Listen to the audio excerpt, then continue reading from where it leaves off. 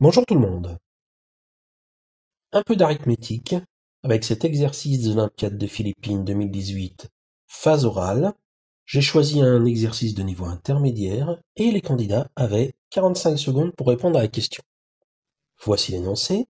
Trouvez les chiffres a et b pour lesquels 5 factoriel puissance 8 plus 5 factoriel puissance 7 est égal à 4a, 3, 5, 6, 4, 8, 7, b, 8, 0, 0, 0, 0, 0, 0, 0. Alors pour cette somme, on va déjà commencer par effectuer une factorisation qui est évidente, c'est la factorisation par 5 factoriel à la puissance 7. On obtient que la somme est égale à 5 factoriel puissance 7 facteur de 5 factoriel plus 1. 5 factoriel plus 1, c'est 1 fois 2 fois 3 fois 4 fois 5, 120, auquel on ajoute 1. Ainsi la somme s'écrit 120 puissance 7 fois 121, et je vais l'appeler S. On remarquera déjà pour commencer que 121, c'est divisible par 11. Donc ça veut dire que la somme S est divisible par 11.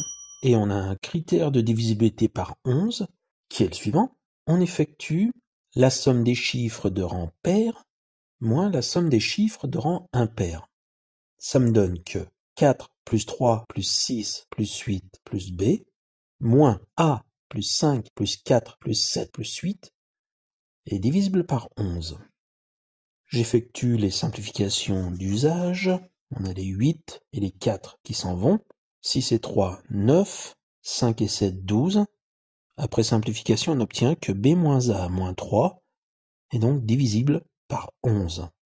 Et en plus, a et b étant des chiffres, eh bien dans ce cas-là, la différence b moins a est comprise entre moins 9 et 9.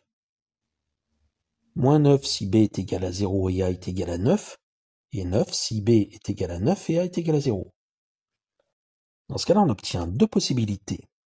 Soit b moins a est égal à moins 8, puisque dans ce cas-là, moins 8 moins 3 moins 11 est divisible par 11, ou b moins a est égal à 3, qui est moins 8 plus 11. C'est pas de la peine d'aller chercher plus loin, puisque 3 plus 11, 14, ça signifierait que b est un chiffre qui est supérieur à 14. Pas vraiment possible. Et ensuite, ce qu'il faut, c'est que je réussisse à trouver une autre condition sur a et b. 120 puissance 7, c'est divisible par 9. Donc S est divisible par 9. Et le critère de divisibilité par 9, on l'apprend au collège, c'est la somme des chiffres est divisible par 9.